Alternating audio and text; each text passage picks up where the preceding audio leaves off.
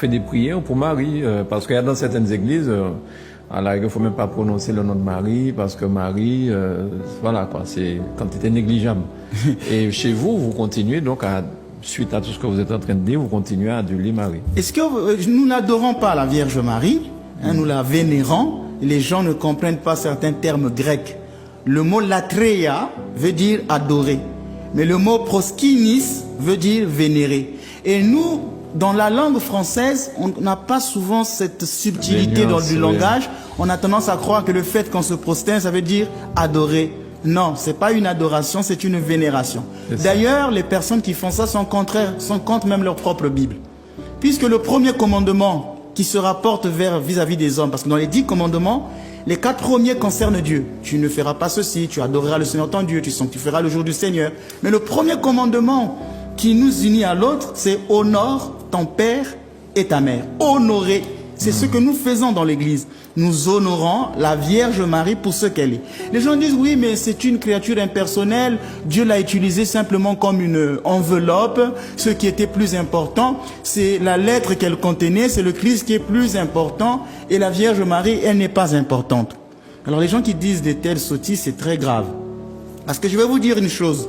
Quand Dieu est apparu dans le buisson ardent, il a dit à Moïse, retire tes sandales, parce que cette terre est sainte. Donc le lieu où Dieu est apparu, ce lieu devient saint parce que Dieu y est apparu. Et il demande à l'autre de retirer ses sandales. Et la Vierge Marie qui a porté ton Dieu. Vous pensez qu'il n'y avait pas eu une union mystique entre le Christ et la Vierge pour dire que la Vierge ne représente rien? Je veux dire quelque chose de fort. Et ça, j'en suis sûr. Dieu ne se serait jamais incarné si Marie n'avait pas dit oui.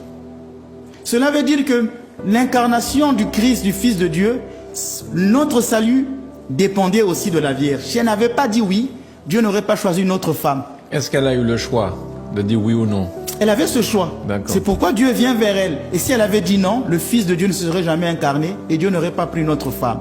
Et quand le Christ, quand l'ange dit que cet enfant qui naîtra viendra sauver son peuple, Marie dit qu'il me soit fait selon ta parole, ce n'est pas seulement un consentement à une naissance, c'est un consentement à l'œuvre du salut.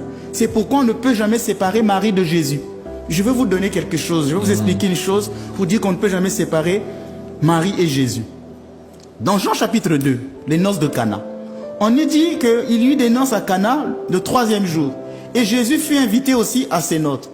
Or, la mère de Jésus lui dit, ils n'ont plus de vin. Quand vous regardez la structure de ce texte, quand vous venez au verset 12, on nous dit, après quoi, Jésus descendit avec Marie à Capharnaüm avec ses frères. Si vous voyez la structure du texte, le mouvement du texte, on peut comprendre que Jésus et Marie n'étaient pas venus au même moment à la noce. Jésus devait être occupé avec ses disciples. Il arrive à cette noce et voilà que la mère vient vers lui en lui disant, mon fils, tu viens d'arriver, mais il n'y a plus de vin. Donc c'est comme s'il donne une information que tu es en retard. Mais avec le verset 11 et 12, on dit après quoi il descendit à Capharnaüm avec sa mère. Après quoi il descendit à Capharnaüm avec sa mère. Là, il forme maintenant un seul groupe.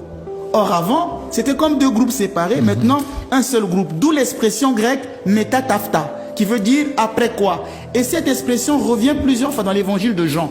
Jean chapitre 5, après quoi Jésus fit ceci. Quand vous lisez Jean 19, après quoi Jésus fit cela. Cette expression après quoi revient souvent dans le texte. Mais mes téléspectateurs vont un peu se perdre parce que je vais très vite.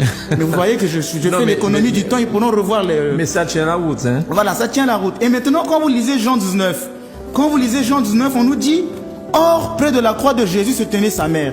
Pourquoi utiliser l'expression or? C'est pourquoi les gens qui lisent la Bible doivent faire attention. Pourquoi Jean dit, or, près de la croix de Jésus se tenait sa mère? Pourquoi cette conjonction de coordination or?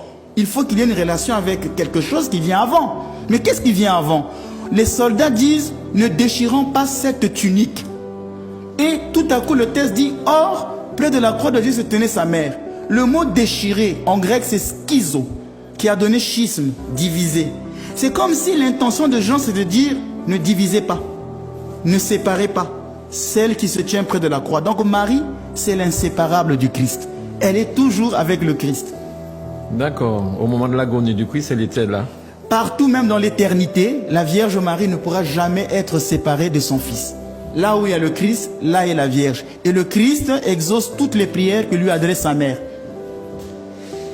Bien, c'est très intéressant, Père Menas. Vous dites que Marie est la mère de Dieu, ok? Vous l'avez prouvé avec tout ce que vous dites là, on comprend. Comment Dieu qui est avant Marie puisse avoir une mère? Dieu est avant Marie puisse avoir une mère. Et c'est au concile d'Éphèse, en l'an 431, avec Saint Cyril, qui a défini que Marie est mère de Dieu, en grec, Théotokos.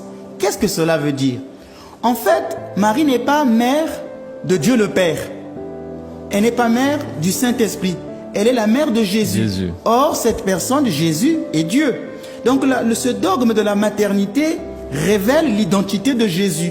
Si on dit que Marie est mère de Dieu, c'est une manière de se mettre au service du Christ. Donc, ça veut dire que Jésus est Dieu. Elle n'est pas mère de la divinité. Parce que vous savez que le Christ vient avant Marie. Donc, elle n'est pas mère de sa divinité, mais elle est la mère de la personne qui est Dieu. Donc, il ne faut pas dissocier le Christ. Dans le Christ, il y a deux hypostases, comme disent les Grecs.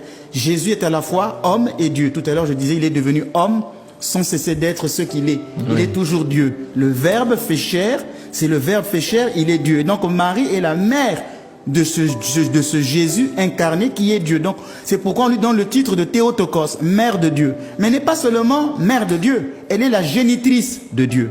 Vous savez que tout homme doit avoir un géniteur. Une femme ne peut pas être géniteur. C'est l'homme qui est géniteur. Mais puisque le Christ est né sans père, Marie devient génitrice de Dieu. Donc elle prend même le rôle de l'homme. Elle n'est pas seulement mère, mais elle est génitrice. Elle n'est pas seulement mère et génitrice, mais elle est enfantrice. Parce que lorsqu'on enfante, il y a un lien psychologique qu'il y a entre la personne enfantée et celle qui l'enfante. Donc elle joue ce triple rôle. Et dans Luc chapitre 1 verset 43, Élisabeth nous le révèle. Comment m'est-il donné que la mère de mon Seigneur vienne jusqu'à moi? Luc 1 verset 43. En grec c'est Kyrios. Et ce mot Kyrios n'était réservé qu'à Dieu. On ne disait que Kyrios à Dieu. Donc déjà Élisabeth, et puis c'est sous l'inspiration de l'Esprit qu'elle parle. Puisqu'elle bandit de joie, elle est remplie de l'Esprit Saint. Elle dit comment la mère de mon Dieu, en d'autres termes, la mère de mon Kyrios vienne à moi. Donc Marie est bien la mère de Dieu. Donnez-moi une minute pour vous expliquer encore ce mystère de Marie qui vient vers Élisabeth. Beaucoup de gens ne savent pas que c'est une réminiscence spirituelle de l'Ancien Testament. Dans l'Ancien Testament, David avait demandé que l'Arche d'Alliance vienne dans sa maison. Or, l'Arche d'Alliance possédait les tables de la loi. À l'intérieur de l'Arche d'Alliance, il y avait les tables de la loi. Et quand David voit l'Arche d'Alliance arriver, il se mit à danser. Et le texte nous dit que cette Arche d'Alliance avait passé 3 mois dans la maison d'Obed-Édom. 3 mois dans la maison d'Obed-Édom. David se met à danser devant l'Arche d'Alliance. C'est le même mystère qui s'est produit avec Élisabeth. Élisabeth voit l'Arche d'Alliance arriver. L'Arche d'Alliance, c'est Marie qui porte en elle les tables de la loi, c'est-à-dire la parole du Christ, le Verbe de Dieu. Elle est donc l'image ici de l'Arche d'Alliance. Et elle dit, j'ai vu mon enfant bondir de joie. Ce bondissement de Zacharie, de Jean-Baptiste dans le sein d'Élisabeth, représente la danse de David. D'où elle voit bondir. Et le texte nous dit, Marie demeura avec Élisabeth environ 3 mois. Or, l'Arche d'Alliance avait fait 3 mois dans la maison d'Obed-Édom. Voilà le mystère qui est révélé.